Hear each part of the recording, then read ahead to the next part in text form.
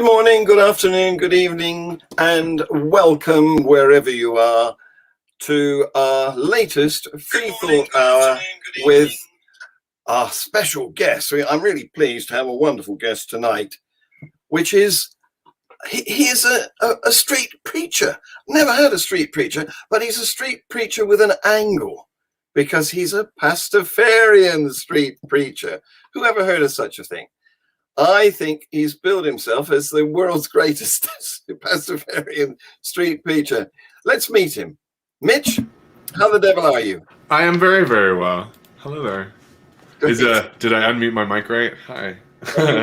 Your volume is fine. Okay. I'm so nervous, though. I'm well, but nervous. Your camera is fine. Excellent. And your nerves are not coming across, so don't worry. Good. Oh, good. Well, then I won't project them. I won't let anybody know. I'm just wondering whether any of our viewers, as we have a small audience, as usual, the cream has floated to the top, and I'm just wondering if any of them have just come out of watching my Global Atheist News, which is the show that precedes this one.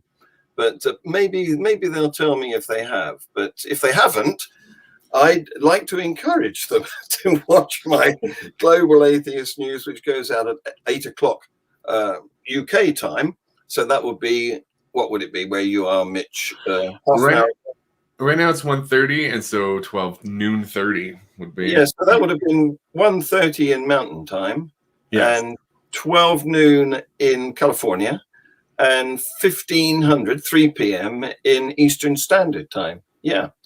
So anyway, if you missed it, look out for it next week.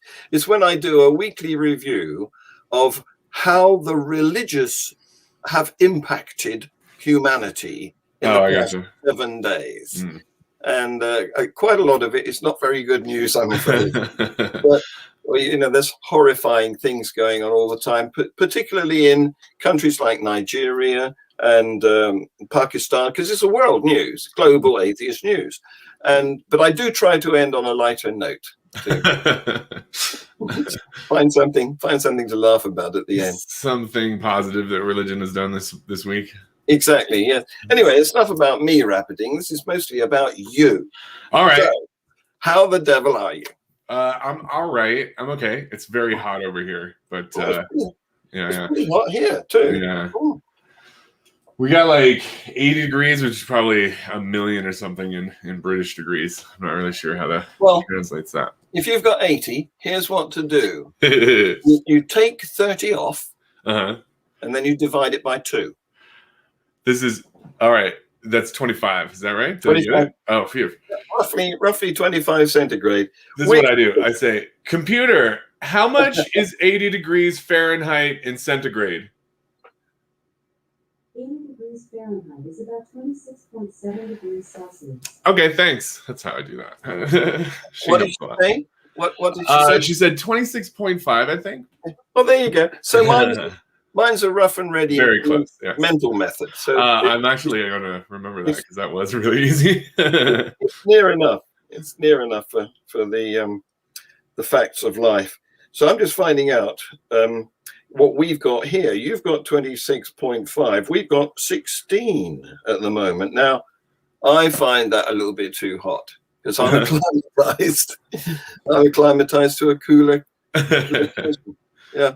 Anyway, please tell us, because you're a very interesting guy. Thank you. So, how did you get to be the man you are today? I'm sure it's been a bit of a journey. Yes. Well, I mean, I'm 42 years old, so I've been alive a while, and things just sort of happen to you. We are accumulation of time, sort of. Yeah. I'm assuming that you were born at a very early age. Yeah, I was born very young a while ago. I was born at a very small stature as well. As we all are, and very ignorant, which is one of our unfortunate design flaws, is that when I was born, I didn't really know anything. So were you an atheist when you were born? I sort of didn't. I didn't really publish much thought on the subject. I sort of was uninvolved in the whole conversation, which I unfortunately am not. As time accumulated on me, I became very involved in the religious conversation. So I'd just like to point out here that our audience are welcome to comment and question. Dare fact. And yes, and I might even, if you're good, I might even put your questions on the screen, and then we can talk about them. Get some questions in there. I'm seeing here one of my longtime supporters in your chat, a friend from, I believe, I don't want to give away too much information, but sort of like an Asiatic country in your chat. So it is really fun to be a global community. It's nice that these ideas bring people together from all over. I don't see all of the chats here because I can't look at 3 different platforms at the same time. So if you want me to screen your chat, you need to be watching us on YouTube. That's FreeThought Productions channel. And then you will be able to put your name in and put your chat in, and I'll be able to screen it. So if you're looking at a Facebook chat, then maybe you can tell me what the questions are, and we can address them. I was looking at the the YouTube here. We're live. Said I believe this is the Whore of Babylon is the translation of those. Oh right, yes. But I could be wrong about that. It's a language I can't read. Same. Yeah. Sorry, I interrupted. You were telling us about your about how young I was. Yes, I was born in Arizona, America, which is sort of that way. It's in the West. I was born to Mormon stock. I'm 6th generation Mormon from my mother's side and my father's side. So I was very Mormon, and they moved early from sort of the Utah-Arizona corridor, sort of out a mountain range or two to the California coast. So I was very young when I moved to the Pacific. About 5 to 8 really was that move, and then I spent most of my formative years as a Southern California Mormon. And then I went on the mission there for the Mormon Church, that 2-year thing. I went to New Zealand, which was very fortuitous. It was a very nice place to be, sort of exiled for 2 years. It was awesome. And then I came back and lived a life. I got married to sort of another Mormon stock person. So we were 2 very Mormon, but we were becoming sort of not too Mormon. We were disaffected with it. We weren't sort of going every week because it's an abusive cult. So like we were just having these, like looking back on it, we were just sort of being pushed out. So we didn't go a lot. And then we had kids, and it came time to really decide what we were going to talk to our kids about with this religious stuff. So we had to reassess these ideas. And instead of just like carrying things forward, we really had to look at them with clean eyes, and nothing really was good. Like there wasn't anything exciting to pass on in Mormonism. And then we just sort of were able to look critically at it for a first time. And Mormonism was very not what it seemed. And so then religions don't stand up to criticism, really, do they? Right. You have to have this suspension of disbelief, which, humans we're really good at it. And it's just sort of hard to detect where we are using it. We use it all the time in novels and film and stuff, and we just don't care. We just turn it on and off, and it's no problem. And then we go into church, and we don't even notice that we're doing it for church. It's comfortable, isn't it? Having beliefs that seem to answer all the questions that scientists can't answer. It is for a while, I believe. Like that is the whole point. Is it's I couldn't pass them forward. It wasn't comfortable enough to like give to my kids and be like, you can trust this. So it's comforting. It's comforting until you're like, we really need to put it through the detector. Like we got to tell if it's real or not. Yes. And then it becomes uncomfortable, like this part that you're not looking at, and then it, like this thing behind you. And so then when we turned around and looked at it, just really was ugly. And then I became like I lost relationships because of my feelings about religion, and that's one of the problems, isn't it? They ostracize people who apostates, people who leave the religion. There's a lot of, it is definitely a cultic behavior, the excluding or just really quickly ejecting a member. When I was moving out, and it was a very sort of quick thing that happened in the course of like a summer of, I just sort of rethought all these things. But I was talking to a friend about it, and he said that you should be the change that you want to see. And I was like, oh, okay, I'll try that. And it just did not work. Like I was just trying to be a Mormon that thought things a little differently, and maybe I'll just think it out loud in the meetings. And it was very quickly clear that we're like, no, you're just supposed to say yes and shut up. Yes. So what they do is they raise the stakes, so it becomes clear to the doubter what he's going to lose. That's right. You're lose everything. And happily, my wife and I were doing it at the same time. So the things that I really valued weren't at stake. Like I was not going to lose my wife. I was not going to lose my kids. And there are tons of Mormons who definitely are. There's this guy out in California who does this bit on YouTube where he just is Jesus Christ, and he just is Southern California Jesus Christ, and he skates around on a cross, and it's hilarious. And he just Twitch streams all day as Jesus, and you can come ask him anything, and he just plays Jesus all day. It's great. And can I have him? Can you give me a link to him? Yeah, I'll send you that. If anybody has that, if they can put it in the chat, that'd be great. He's a great guy. And he's ex-Mormon, and he lost his relationship with his wife and kids over it, and it's tragic. But they definitely are. It's really ironic that the Mormon Church calls themselves like a families forever church, but what they really mean is, we will take your family from you if you step out of line. If we can, we're threatening you with it. It's all about control, isn't it? You've got some fans. Look at this. Oh, yay. Hooray. Good evening, all. I've watched some of your videos recently, Skits, and they're hilarious. I'm English and think your English accent is perfect. Thank you so much. Thank you. I really am worried that my accent is offensive.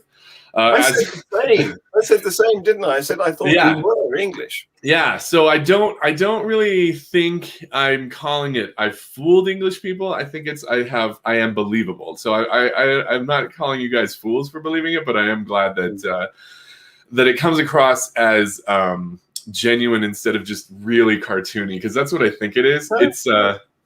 It's just British from the point of view of America. You know, I watched Monty Python growing up, and I read a lot of Terry Pratchett, so there's a lot of those patterns in his stuff. I've watched all the new Doctor Who stuff, so there's all these English voices that I've been watching, and it just sort of is a mishmash of that with a little bit of Kiwi in there, a little Australian, just to be foreign, just to put everyone off. Really, is why I do it, is so everybody knows that this is a weird thing that's happening. New Zealand would have done, because the accent there is sort of recognizably different. Yeah, I'm just really bad at it. I hear my New Zealand bro, yes, no, yes and no, and wheat bix, and cousin bro, yes, let's go down to the marae, bro, hey bro. And so you know, that's my Kiwi there. I spent a lot of time in New Zealand with Australians, because we had This is the Whore of Babylon. I was wondering if he was going to do the interview in character or not. Sort of me too. Like I was putting these on just to dress it up, and I was like, man, I hope I don't accidentally just talk all weird, because I can just get, when I'm driving down to the mall, I just sort of get into the voice and then just don't think about it for hours and hours. It's good. Yeah, it's really embarrassing when a cop comes up and I forget to drop it to be like, hey, everything's cool. Yeah, no, it's just, I don't know. I thought it was a good idea 5 years ago, and then it's like, I just don't really have a good reason to stop. So I just keep doing the dumb accent. We've got people here who want to see your performance, so I can tell you, audience, that we're going to show some clips. Just be patient. Yeah, I've got a couple clips here. Also, you can check out my YouTube on this email. So there's an email somewhere, or .com. And I've got not to plug my stuff, but I've got this summer tour coming up. So do check out my channel this summer for a lot of West Coast and going back to the California coast. Hopefully, I'll see some of those California preachers this summer. Just to plug my stuff. Sorry. Also, I've got this catalog of loot. Look at the things you can buy. This shirt right here, you can purchase this shirt for only $16. I think that's a very good deal. And this is your website down here, scrolling past right now. Here it is. There it is, right here. Check out my content on theonetruecult.com. Thank you. I appreciate that. That's funny. So, excellent. Oh, right. Somebody who wasn't sure where you were coming from. So, YouTube, the Jesus Christ. Is that the channel that I was asking about? Oh, that could be. Yeah, I've got my assistant is in there dropping links in the chat. Thank you. Sometimes I wonder though if it's just an imaginary sort of person of mine. I do appreciate it when you drop accents when folks interrogate you in the street. Yeah, I'm always wondering when I'm taking it too far. Like this last week, I was down there, and there's a guy on the streets, and he's very definitely homeless, and he just stands on this one corner with a Bible, and he's yelling at cars, and he's very racist. And so I walked by him a couple times without talking to him, because it's like, am I just bothering people with medical conditions? So it's hard to know. It's hard to know when I'm making fun of people and when I'm just sort of like trying to engage with them. Yeah. Even to myself. I don't know what's funny. And so that's the problem of my channel, is like I've got everything just like shotgunned onto my channel, and now it needs to be like cleaned up and curated. And so I just have to go through and find the parts that are funny. And it's like, I don't know which parts are funny. Like they're all just sort of the same sort of funny to me. And maybe you should get your assistant to do some curation. Man, I keep telling her to do that, and she's like, you don't pay me enough. So, this is the summer for that, because normally on my tours, I do a summer tour about every summer. Last summer, I went with these Christians to the East Coast, up and down the coast. During COVID, we went to Times Square and we went to Miami, and nobody got it. So, I mean, I think that's proof that Jesus is real or something. I don't know. It was a weird tour. Or it tells us something about the gullibility of East Coasters. Yeah. Did that come out loud? The American East Coasters. I didn't get to talk to too many of them, so I didn't get to judge them too much. Mostly it was just us tourists talking to other tourists. But this tour, I get to bring my assistant with me as we go out west. So we're gonna have a lot more content. This is gonna be a very connected tour. The clips are gonna be better. I won't just shit them on or dump them onto YouTube and just leave them there. I'll clean them up a little bit before I dump them out. Are you ready? Are you ready for me to screen one? Let's do it. Yeah. So these were hard to pick, but I think that some of these are technically funny. We'll be the judge of that.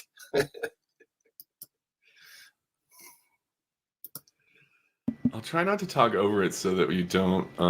It's not confusing who's talking. That's me there. You can't believe in mythology. See, You have to grow up. love to be It's able time to be an adult. See, the thing is, when you Armageddon people that is are a curse.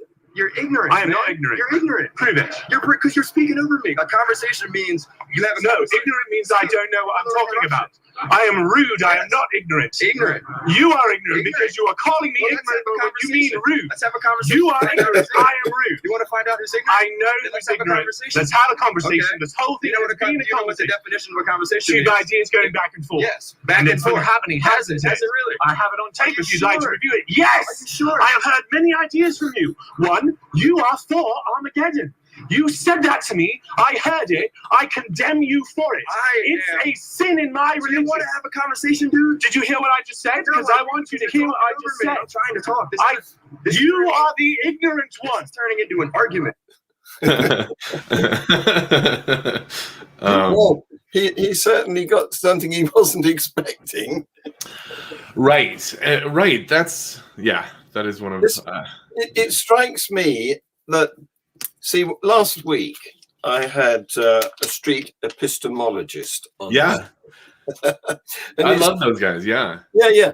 And what their modus operandi is not to annoy their target. Right. They sort of go along all very sympathetically and say, well, how do you know that? And yeah.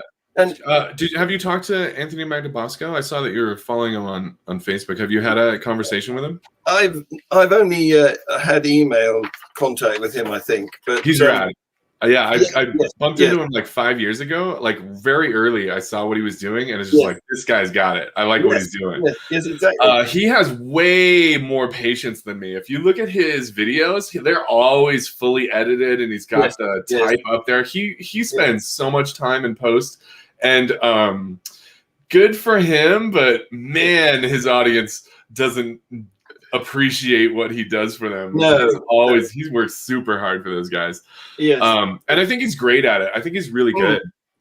Yeah, and I think what you're doing is sort of anti-street epistemology. I see that.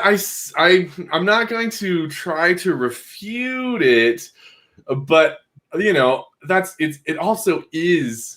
It is also street epistemology. Like, we are talking about what we believe and why and what is worth believing in the streets. So I hope I'm technically doing it. It's just also they're trying to not hit that what do they call that, where someone has a belief, the double down effect, or the not the Dunning-Kruger, but like the one where if someone comes at one of your core beliefs, you're just going to block it and it's going to turn into something else. And they're trying to get around it with like politeness. And I'm trying to, from moment one, I'm trying to say, you're going to have to, you can't expect any politeness here. Let's not talk about, let's start with zero expectation instead of let's start with, you and I are both normal people. It's like, no. You and I are both crazy people. Let's start there. Let's say neither of us is being nice. Let's pretend both of us are being rude, because I'm trying to talk to, and Anthony Magnabosco started this way as well. He, down in San Antonio in front of the Alamo, he would talk to the backfire effect, right? The backfire. It just sounds, I thought there was a more clinical term for it. But so they're trying not to trigger that, and I'm trying to just smash into it at the beginning and say, if we have to go through the backfire effect, can we still do it? Because I think the answer is yes. Because I think they're right in you can carefully never trigger the backfire effect, and especially with like people who are your friends and family, definitely understand what they're doing and use those tactics and everything. But what if though in conversations we've got that backfire effect? Can we get to the other side of it through it? And I think the answer is yes, and it's very emotional and it's very loud, but I think that's a valid way to go. Is sort of the thing that, like, this whole thing, this belief and religious stuff, when we approach it rationally, we're coming from the very wrong place. This is all emotional, spiritual ideas that we're coming at. And so from the outset, I really like to be very emotional about it. I like to talk about how angry we all are, why we're yelling, and I just really like the passion and the yelling part of this conversation. So I really love what Anthony Magnabosco is doing, and he started with confronting street preachers down there at the Alamo, and wondered if there was a better way. He took down all his very early stuff, but it's good stuff. I thought he picked it up by reading Peter Boghossian's book. Right. So from what I understand, his very early stuff was while he was reading it, and so he was just sort of getting out there to try it, and he really was smashing into the backfire, and he was very critical of what they were saying in a way that I am as well. And that he was like, there's got to be another way around this. And then he started talking to passersby as well, which is cool, but it's not what I really like to do with this character. I really like to find the people with the signs and just mirror them back and be like, dude, this is what you look like. Like, this is what you sound like. You're saying crazy stuff, and you just look like a clown in the streets. And like, how can you call this adult behavior at all? It's sort of reverse projection, isn't it? I'll show you what you come over like. Right.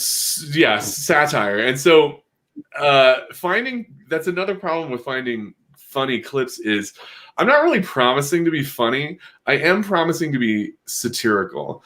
And I think that all living religions are sort of satirical in the idea that that before someone really develops a new religion, their first thought is these other religions aren't true.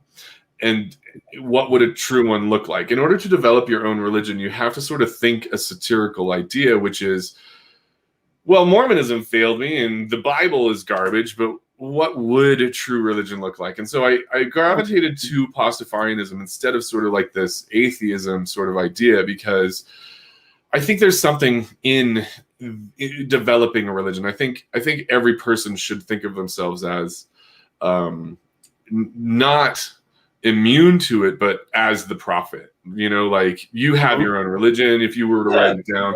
And so my first project on my first year, I wrote this scriptures here of just like verses of music that really resonated with me, ideas that I was having, and then I would preach out of this for the first year, and I would carry it around. And so like, this is like, here I am, I'm doing all the prophet stuff, and it's a satirical idea, but we all need to be doing it. Like a real religion is a person thinking to themselves, well, what would it look like if there was a true cult? What would it have to have? What couldn't it have? And in answering those questions, we do two things. We understand our morality, but we also develop a thing that can be a cult. Like we create a religion. Yeah. So I just think everybody has to do the work. A true religion would have a scripture, wouldn't it? And you've got one. I think so, yeah. I've got a bunch, actually. And this one is for sale. If you want to buy it, it's only like 200,000 to get. If you had Paul's original scripture, I mean, that would be worth a lot. And mine's only 200,000 now. The price does go up. And the NFT of this is about 60,000. Say again? That's the manuscript. That's right. That's right. The autograph. This is the autograph in his own hand. He wrote this. See right there. I can sign it to you too if you send me that $200,000. And again, the NFT is very cheap right now. You just have to. The reason that there's so many religions. I mean, if you count Christianity as one religion, okay, there's about 4,000 religions, and Christianity is one of those 4,000. But if you count Christianity as, a collection of religions, then there's probably about 30,000 denominations, they would prefer to be called, in Christianity. And I would like there to be 8 billion religions, I think, is the way that it should go. I think a religion, it's hard to really define these words. Like, it's hard to know what people mean by them. A lot of people, that would be great. And we all could just be like, here's what my religion is. We're like, oh, that's a cool one. That's cool. I have incorporated some of your ideas into mine. The trouble is that every preacher thinks of themselves as the leader of their particular denomination, religion, faith, cult, or whatever you call it. Yeah, and aggressively trying to tell you what to believe instead of just saying what they believe. Right. Yeah, yes. Leave me alone. You believe what you like. But no, I've got to be aggressive and make you believe the same as me. Right. And then for every preacher, there's 100 people who just want to sit in a pew and be like, yeah, thanks, because I don't have time to do this homework. And that's cool. Like, I worked retail for this last year. In between these two tours, I did a year's worth of retail work, and I had no time. There's no time to think about these ideas, these really important morality ideas. It all has to be done in our hobby space, and so to think of a normal person just being able to understand these ideas, it's just not possible. No. So once you start working for somebody else, your time is not your own. So you sold it all. At that point, you're prepared to be told, because it's easier to accept somebody else's view. Right. And the questions are hard questions of like, what is morality? What is justice? And what is truth? And like how do we, what should we believe and why? These are very hard questions to answer. And doing it in the hobby space with 2,000-year-old manuals is just a bad way of doing it. It's a bad idea. And they may not even have answers, some of these hard questions. Though I don't know, we'll never know is one of the answers. It doesn't matter is a really good answer as well. A lot of people ask me if I'm an atheist, and sort of the answer is no, but I don't know what you mean, because I'm an agnostic. Like, I can't tell the difference between this world and a world that looks just like this but has a different God that's pretending that it's this, right? If the God of this world is tricking me, I can't tell the difference between the world where the God's tricking me and the world that he's tricking me to believe. I can't tell those two apart. No. So I have to be agnostic about those ideas. Yeah. Yes. So if the Christian God is real and he's just hiding from me, then he knows I'm agnostic about it. He made it that way. Yeah. Yes. So I don't know. It's because he's omniscient. Yeah. He designed it to be like that. Yeah. Yeah. That's one of the things that the Christians often do when it comes to the fossil record, isn't it? They say that their God created it to look old. That is exactly what I believed. My literal brain believed that until I was about 35. I was a father of 3, and I thought to myself, this is a 3.5 billion-year-old planet that was created 6,000 years ago. I had no problem with that. And so the idea of these cognitive dissonances in people's heads, real people's heads walking down the street, and with these cognitive dissonances, when we have two ideas that are opposite, that are connected by other ideas, it's in math, it's a lot like dividing by 0. Like, you're going to get some weird results from A to B. You got to go through some strange territory, and you never know what that's going to look like. It's almost like a random number generator in that it comes out of people sort of sideways, and it's just weird behavior. It's like, you probably won't remember the old reverb springs where you put a signal in one end, it traveled down the spring and bounced back again and made it sound like an echo. So that would be going on between cognitive dissonance, I should think. Yeah, it's a very spooky space, and we all still have it in our heads. Like, there's tons of it going on in our heads because we belong to so many cults, just so many cults. It's ridiculous. Like, your political party's a cult, your sports team is a cult, your soda pop that you drink, they just use all these cult tactics. So it's we have these problems in our head that cause us to behave strangely. So you seem to me to be doing, as I said, the opposite of street epistemology in some ways, because they're sort of pussyfooting about not wishing to offend anybody, and you're confronting them. You're sort of like as if Matt Dillahunty had come down off the screen into the street to shout at you. Oh, well, I would like to shout with Matt in the streets. That would be great. I appreciate that because I think that they are setting themselves up for failure, unfortunately, in all these conversations. If you're trying to be polite 100% of the time, you're going to fail some moment, and then all your work is gone with the way that your interlocutor thinks. Because when I walk up to someone and they're like, "Oh, I got your number. You're a demon." It's like, great, let's start there. Instead of, with Anthony Magnabosco, it's going to be on day 100 that they're like, oh, I see. The devil's been lying to you this whole time. I'm going to ignore everything before now. You slipped up one time, and so all of this is gone. And I'm not saying it's happening every time. I'm saying it can happen with the way these people think. So with the way that people who are myth believers, or I don't know the kindest way to say that, but the way that their minds put these things together is as soon as you have said the wrong thing, your adversary, everything that you said was just tricking them so that you trusted them, and they're going to hit that eventually. So I just want to start there, right? A lot of people think I get a lot of exorcisms. A lot of people try to cast demons out of me, and I'm like, yeah, let's get this done on day 1, so that from then on I can humanize myself instead of what they're going to do to the street epistemologists, which is eventually demonize them. They're slowly trying to find an argument why they should be ignored, whereas that argument's made at the very first moment. I walk up to you like I'm just high and I'm drunk and I'm demonized, and I just walk up to you and I'm like, the Bible's evil, and I probably am swearing at the very beginning, because I think it's lame for believers to assume that their opponents are going to be polite. It seems like the Christian is the one who has to be polite, and the non-Christian doesn't have to follow those rules. And for some reason, they just pretend like I do, and it's really bizarre. Yes, we're entitled to have no morals. That's right. Street preachers come out onto the street and they do their sermon, and they feel like they shouldn't be opposed. And I was like, I don't know where you get that idea. You're not entitled to come out here and just, when you're talking on the street, I'm going to be talking back. So if that bothers you, I don't know why you're doing it here in the street. There's churches for that, if you don't want to be talked back to. Yes, absolutely.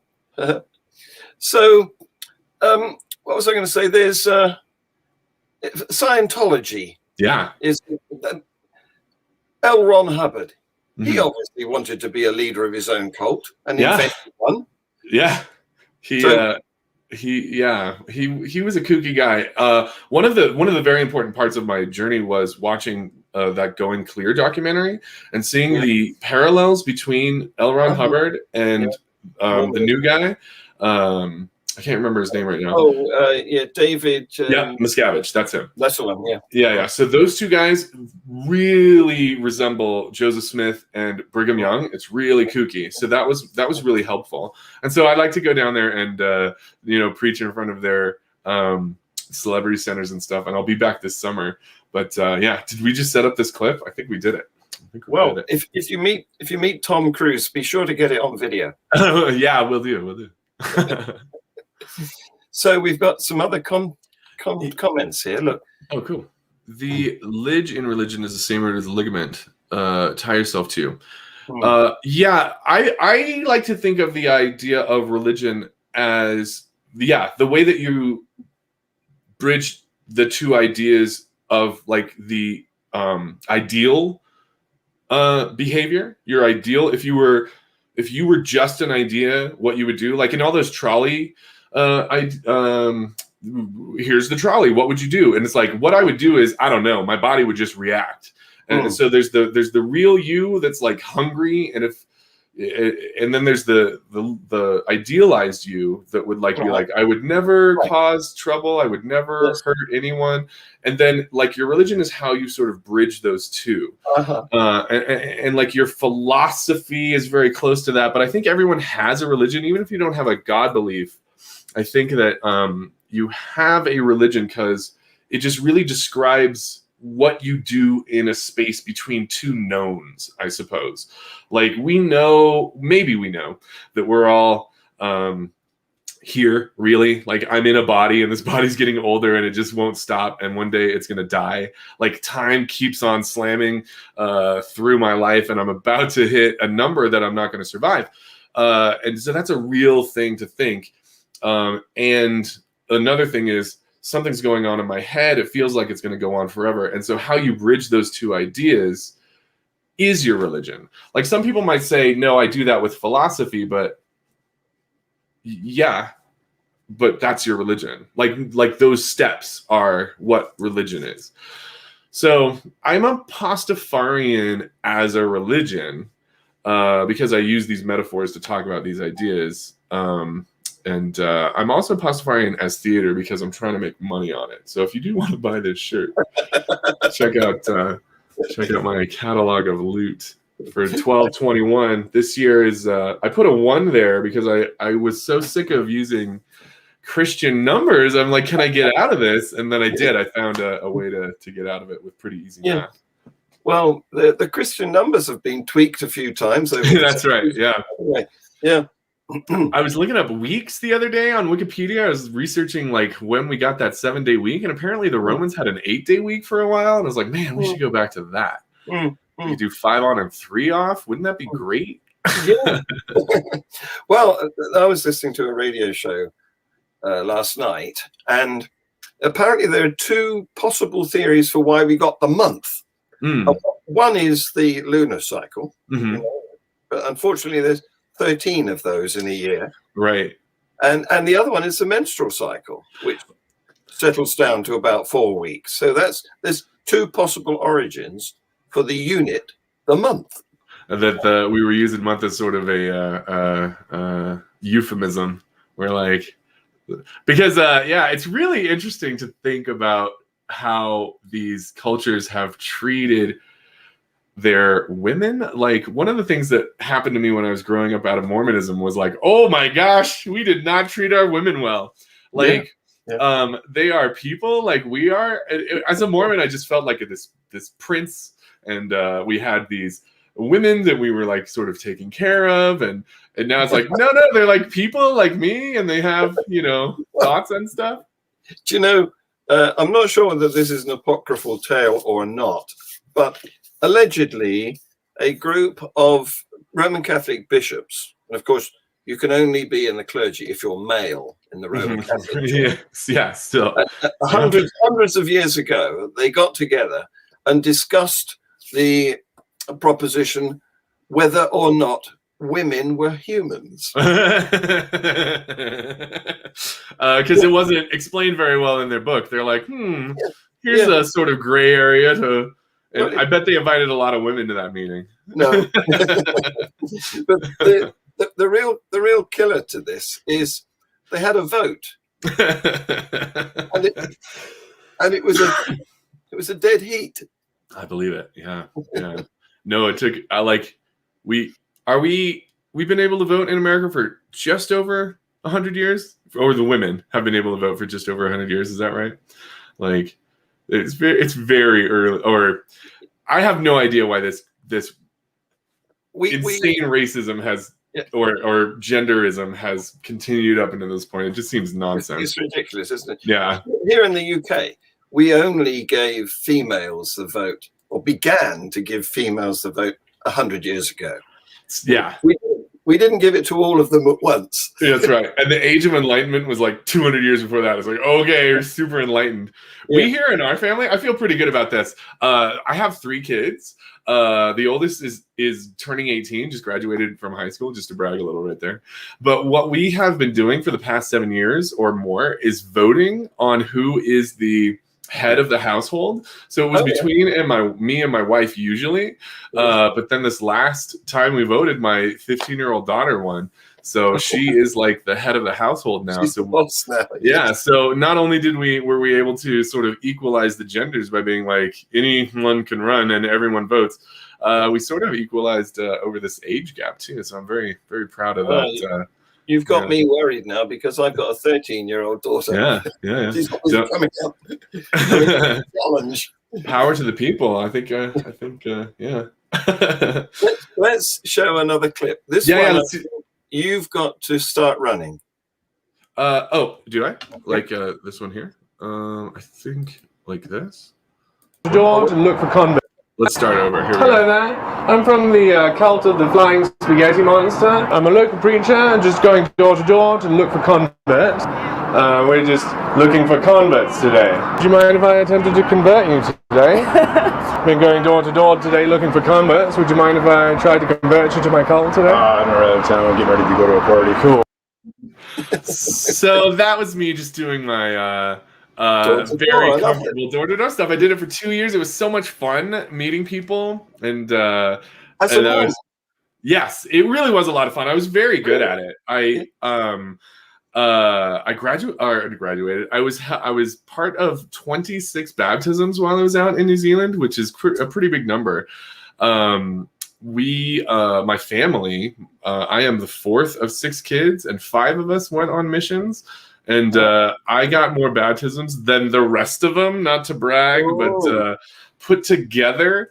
Maybe that's because New Zealand is awesome, but maybe it's because I'm awesome. It's hard to know. But I really did. Say again. What happened to the 6th sibling? She sort of started getting tattoos very young, and so was ostracized as the black sheep. A lot of these cultic systems have this way of setting up a golden child and a scapegoat. So she was scapegoated very early, and she had a rough sort of situation. Mormonism is not kind to its scapegoats. Yeah. It is rough.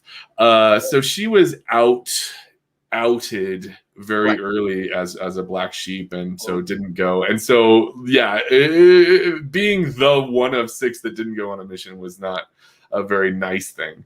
But I kept trying to tell her that she was the smart one because we were all crazy cultists and she was free. But I think she wants to be. I think she's still a believer. I might be the first in the family to not think that Joseph Smith talked to the creator of reality. I think they all sort of believed that vision that he had really happened, and I think that he was lying about it. I agree with you. The French created the 10-day week during the French Revolution. This is your fan from and this was when it is the language of which we can't read. Is that Thailand? I don't know. I believe it's. I don't know. I don't want to guess and highlight my ignorance. It's typical of the French to have a decimal week, though. Yeah. But isn't unfortunately, I think it was Robespierre that did that, right? It was like during the Reign of Terror where a lot of this stuff happened. So it sort of is like, I'm not sure. Unfortunately, some of these things were in dubious company, so they didn't really get a fair trial. I think the 10-day week would have been awesome.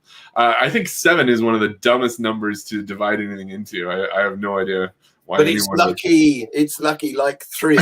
Okay. All right. I think a lot of people think. I think you'll find people who think each number is lucky. For every number, I think there's a lot of people who find it lucky. I think, isn't 8 lucky in China? I'm not sure. So we're running out of time, so I'm just going to show you this other clip. Let's do it. Yeah. Yeah, here we go. You can join today. You can be a Pastafarian. Nothing is stopping you but you. You are the only thing holding you back. And I can help free your mind. Free your mind from the prison. The prison and chains that hold you. I can help you see this world for what it really is. I can help you participate in this reality. You were created with a voice, and your voice is required. And if someone's telling you to be quiet and only use the words that they give you, they're stealing your life. I can give it back to you, ladies and gentlemen. I can give you back your life. You can be here now. You can be here today. Would you like to join my cult, friends?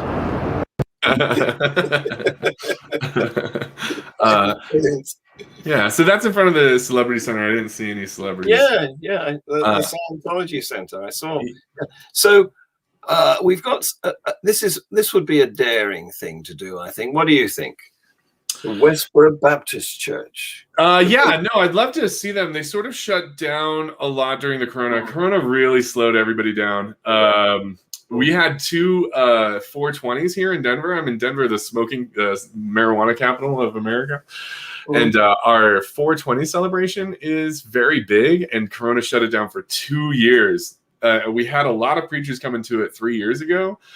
And so I was just hoping for more and more. So hopefully the Westboro will pick up again and they'll come out to a couple places, but I haven't been out to meet them. They are very, very aggressive. They're a kooky bunch of people, and I'd love to talk to them. They seem to have split a bit since the death of their patron. And some family members are now out speaking against. Right. Yeah, I do think they are in decline. I think the golden age of the Westboro has happily come and gone. They're not the power that they were. Or the theater, if they even were a power.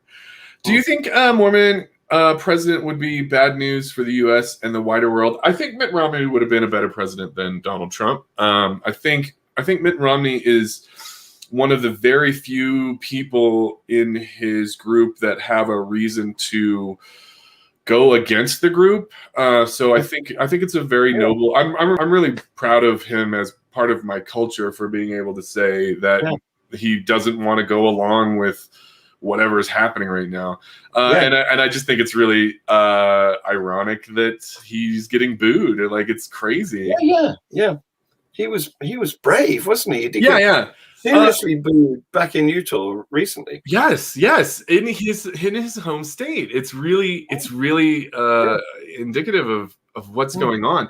But the reason that he can't go along with them is because he has a cult already. Like, they're asking him to do cultic things, and he's saying, I can't. Because of these prior commitments. So it really is this clash of cults in the poor guy's head. And I like the way that he's handling it, because I would pick Mormonism over Trumpism. I think that's a better sort of cult. And I think the reality is we're always just trading up our cults. Like, the point is, we're all addicts. We are in this meat body. We're just like these juices pumping around in these veins, and we're just this electric ghost dancing around on the brain.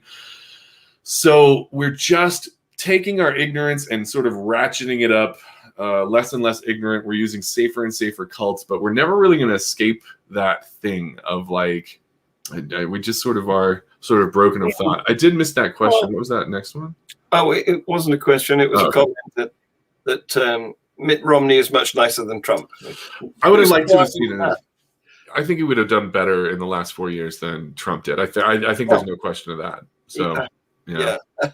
I mean, I don't want to offend Trump fans, but it would have been too difficult to do something better than Trump. Right. Just throwing a dart at the American population, you'd find a better president. Practically, like, I don't know if the American president has always been theatrical. I don't know if this was the way that it worked 100 years ago, and they just pretended the whole time that, like, I don't know. Politics is bizarre. I understand it less than I understand religion. I'm just sort of. I'm not sure. I'm not 100% on your side when you say that we all need a cult. That we've all got a cult and we're trading cults, because I think that tribalism, which is my word for cult, is divisive, and there is an alternative, because we don't have to belong to anything permanently. We don't have to sign up, as it were. Right. We can associate here today, there tomorrow, and somewhere else the day after, Yeah. In other words, we can be individuals and we can dip into things without becoming an ally of any of them. I see your point, and it sort of is a thesis that I'm working on, this idea of, like, what is the religious situation. But I definitely agree with a lot of that. Just to point out sort of like my credentials, because I am part of this cult here. Here's my this is signed by Prophet Bobby Henderson right here, and he is our one true prophet in Pastafarianism, meaning that I think he's the only person who has ever made money with Pastafarianism. And he had a really genius idea. See, because a couple of years ago, way back in May of 2016, I got my credentials here. This is my Pastafarian credentials that I've been carrying around in my pocket.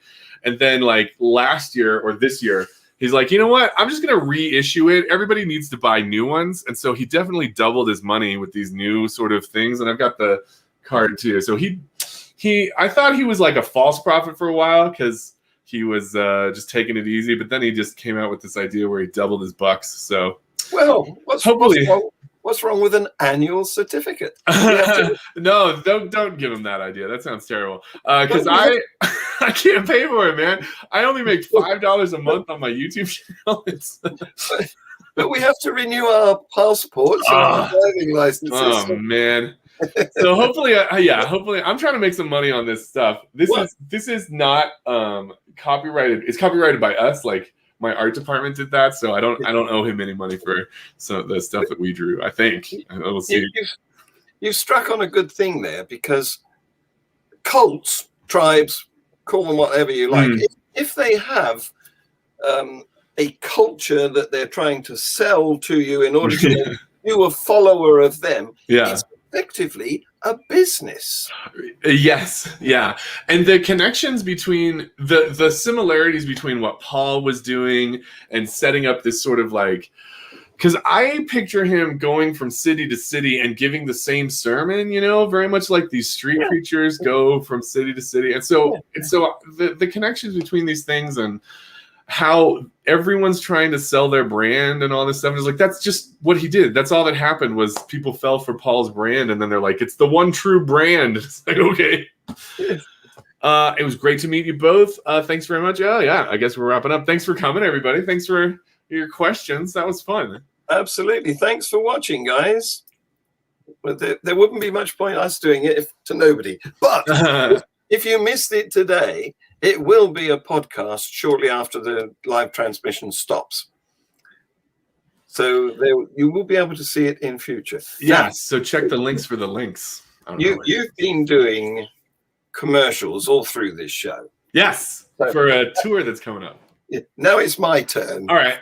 Fair. As next week, my guest will be the bearded heretic, who is an English guy, so there won't be any time zone problems there. Nice. And he's got a website and a YouTube channel, and so I will put links to those in the discussion underneath this screen when it goes out.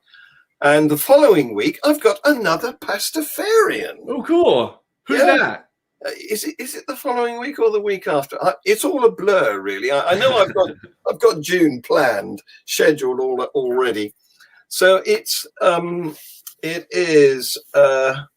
What's his name? Give me a minute. Am I going to be able to get this out? Yeah, I think so. It is Dread Pirate. He's from the Digital FreeThought Radio Hour team that are based in Knoxville, not Tennessee, the other one. Kentucky? Is it Kentucky? Okay. But although he plays with those boys, and they're great boys. Because Knoxville is right on the border, is that right, of Tennessee? It is between the two, between Tennessee and Kentucky. Okay. But he's actually based in British Columbia, Canada. So this is the world we live in. We can link up from anywhere to anywhere else. It's super fun living in the future. It is. Yeah. James T. Kirk would be jealous, wouldn't he? He's about to be born. No. He's still got a while up in there in Ohio. His communicators aren't nearly as good as ours. That's true. He was never playing games on his. No. So there you go. What have we got? Have you considered doing online debates? Yes, but my debates are more. Yes, but it would be too serious. My debates are sort of more about style of why are you screaming in the streets? Why do we think that this is a good way of communicating? So I'm pretty bad at actual theology debates of like what to believe and why, but like how to talk to people and how not to talk to people is sort of what I'm trying to focus on, I guess. Good to see everyone. Thank you again, John, for inviting me. Thank you very much. You've been as fantastic as predicted. Oh, good. So, thank you for coming on, and thank everyone for watching. See you again, same time, same place next week.